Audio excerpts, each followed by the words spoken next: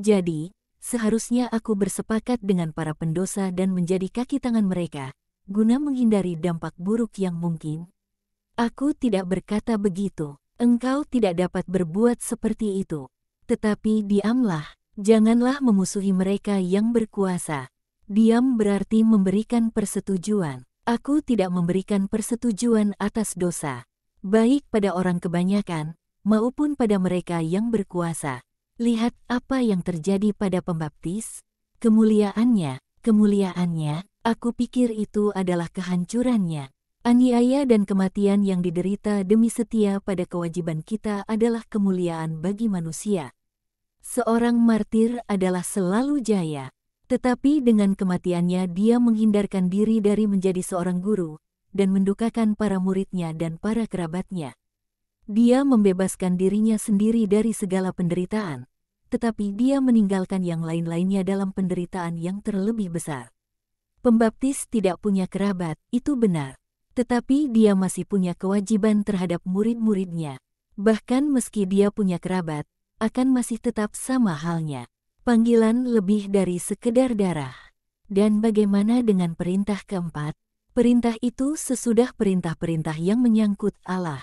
Engkau lihat kemarin bagaimana seorang ibu dapat menderita untuk putranya. Bunda, kemarilah.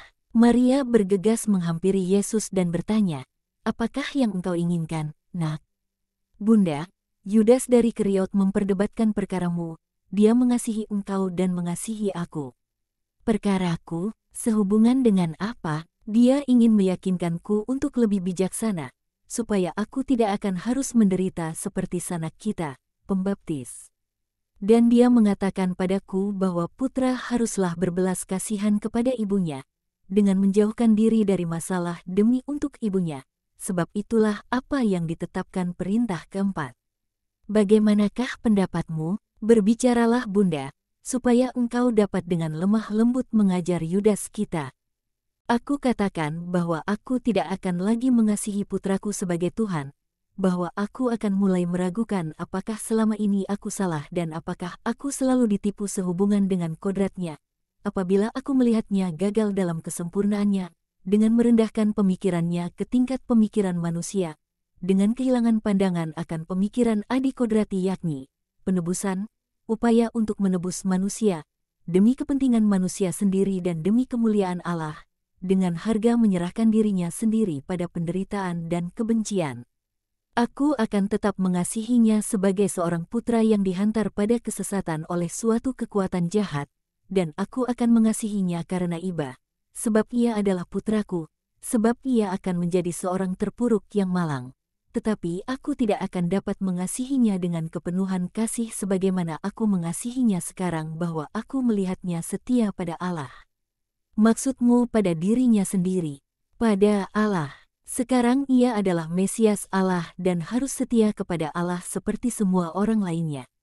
Bahkan lebih dari semua orang lainnya, sebab misinya terlebih besar dari orang-orang lainnya yang dulu, sekarang, atau akan pernah ada di bumi, dan ia pastilah mendapatkan dari Allah pertolongan yang sesuai bagi misi yang sebegitu besar.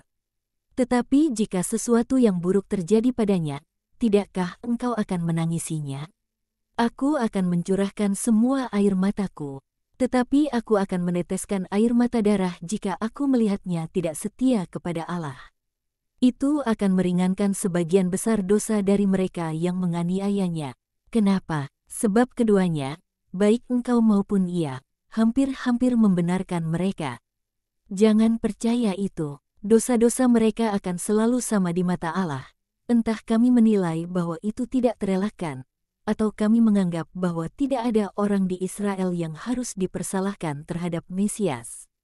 Orang di Israel, dan jika mereka itu adalah orang-orang bukan Yahudi, tidakkah akan sama? Tidak, tidak akan sama. Orang-orang bukan Yahudi akan hanya bersalah terhadap sesama manusia. Israel mengenal siapakah Yesus itu. Banyak di Israel yang tidak tahu. Mereka tidak mau tahu. Mereka dengan sengaja tidak mau percaya. Dengan demikian mereka menambahkan ketidakpercayaan pada antikasih dan mereka mengingkari pengharapan. Itu bukanlah dosa kecil, Yudas, menginjak-injak ketiga keutamaan yang utama. Itu adalah dosa berat, lebih berat secara rohani dibandingkan perbuatan jasmani apapun melawan putraku.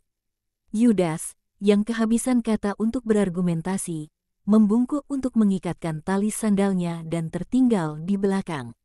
Mereka tiba di puncak gunung, atau tepatnya di suatu permukaan karang yang datar nyaris di puncak, yang menjorok dari tebing seolah ingin lari menuju lautan biru yang indah. Sebuah hutan lebat pepohonan holem oak menyaring seberkas sinar hijau zamrud yang jernih, yang ditembusi berkas-berkas matahari lembut setipis jarum. Puncak gunung yang mempesona dan berangin, terbuka ke pesisir laut terdekat. Seberang rangkaian Gunung Karmel yang agung.